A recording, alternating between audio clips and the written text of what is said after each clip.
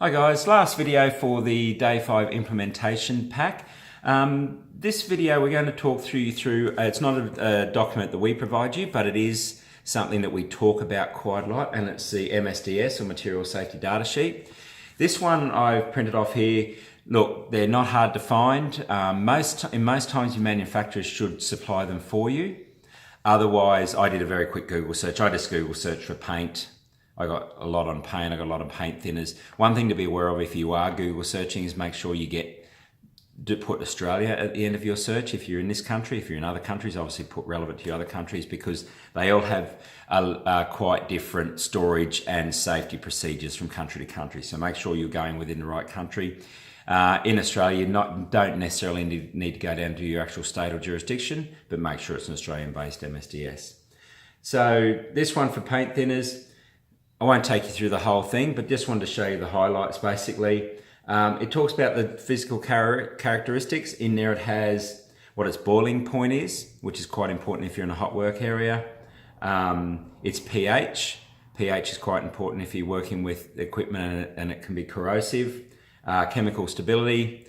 This one says the product is stable at room temperature and pressure. So if you're using it in your day-to-day operations, it's stable. Some gases, for example, aren't necessarily stable in the atmosphere. And reactivity. So what's it going to react to? So what can't you mix with it? Talks about the ingredients. So what's in it? Acetone, petroleum, spirit, etc. And then one of the most important thing down here is the risk phases. So the risk phases is if you're working with all-purpose paint thinner, which this one is, it's highly flammable. It's a risk to unborn children. That's something we quite often don't think about. You know, if you've got pregnant ladies working in an area, you need to be especially careful of what they're inhaling, what they're ingesting. I do know of a place in Brisbane that deals with car batteries, and if you're pregnant, you're not allowed in the factory from the minute you're pregnant. It's just too big a risk from the lead-based products in the battery. So things like that you need to be aware of. And may cause lung damage if swallowed. So they're the sort of things, and that one's quite interesting as well, because you know we're talking about paint thinners, and you probably think, well, no one's going to swallow that. That comes back to storage. If you're storing your paint thinners in a clear bottle that's unmarked, and you put it somewhere where someone might think it's water, yep, they might pick it up and drink it. So those sort of things are in there to highlight your storage requirements.